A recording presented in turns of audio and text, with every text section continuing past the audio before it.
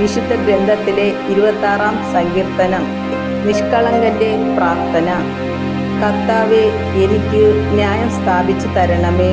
എന്തെന്നാൽ ഞാൻ നിഷ്കളങ്കനായി ജീവിച്ചു. ചാഞ്ചല്യമില്ലാതെ ഞാൻ കർത്താവിൽ ആശ്രയിച്ചു. കർത്താവേ, എന്നെ പരിശോധിക്കുകയും പരീക്ഷിക്കുകയും ചെയ്യുക. എൻ്റെ ഹൃദയവും മനസ്സും ഉരച്ചു നോക്കുക. അങ്ങയുടെ കാരുണ്യം എൻ്റെ കൺമുമ്പിലുണ്ട്.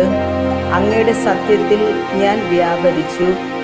കപടഹൃദയരോട് ഞാൻ സഹവസിച്ചിട്ടില്ല. വഞ്ചകരോട് ഞാൻ കൂട്ടുകൂടിയിട്ടില്ല. ദുഷ്കർമ്മികളുടെ സമ്പർക്കം ഞാൻ വെറുക്കുന്നു. നീചന്മാരോട് കൂടെ ഞാൻ ഇരിക്കുകയില്ല. കർത്താവേ, നിഷ്കളങ്കതയിൽ ഞാൻ എൻ്റെ കൈ കഴുകുന്നു.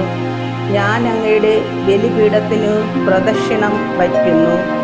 ഞാൻ ഉച്ചത്തിൽ കൃതജ്ഞതാസ്തോത്രം ആലപിക്കുന്നു. അവിടുത്തെ അത്ഭുതകരമായ സകല പ്രവൃത്തികളെയും ഞാൻ പ്രഘോഷിക്കുന്നു. കർത്താവെ, അങ്ങ് വസിക്കുന്ന ആലയവും അങ്ങയുടെ മഹത്വത്തിൻ്റെ ഇരിപ്പിടവും എനിക്ക് പ്രിയങ്കരമാണ്. പാപികളോടുകൂടെ എൻ്റെ ജീവനെ തൂത്തെറിയരുതേ. രക്തദാഹികളോടുകൂടെ എൻ്റെ പ്രാണനെയും.